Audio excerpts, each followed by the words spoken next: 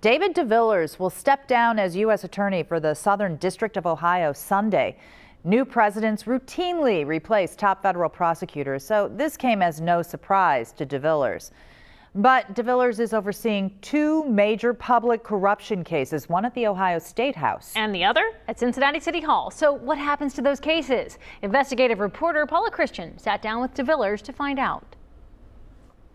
DeVillers helped prosecute Saddam Hussein in Iraq and was chased down a highway during a gang prosecution in Columbus. So he wasn't afraid to target corruption at City Hall. Whoever replaces me, I truly hope that they're going to be aggressive when it comes to these cases. David DeVillers only served as U.S. Attorney for just over a year, but he is one of the most visible Ohio federal prosecutors in recent memory because of his aggressive pursuit of public corruption. As public servants, as politicians, they need to realize that you can't promise somebody something for money. When DeVillers took office in November of 2019, he says he moved resources away from tax cases and some white-collar cases in order to target corruption, which he says was much more commonplace than he had realized.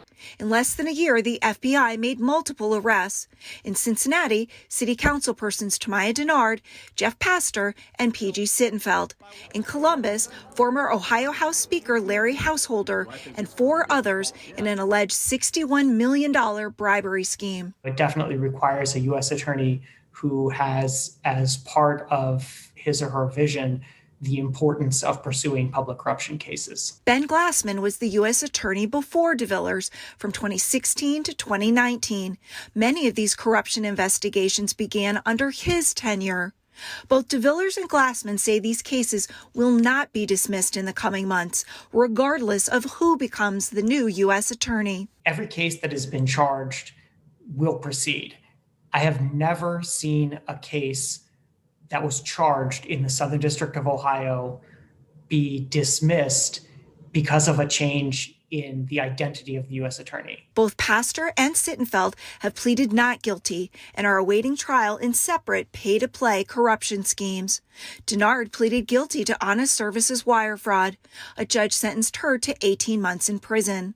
In the Columbus case, so far 2 political operatives and 1 nonprofit have pleaded guilty in the alleged racketeering conspiracy. The indictments are the indictments. They're out there. That's the evidence. They're going to go to trial, or people are going to plead guilty. That's going to happen. Sittenfeld has filed a motion to dismiss his corruption charges. A federal judge is expected to rule on that motion in the coming weeks. Paula Christian, WCPO 9 I-Team.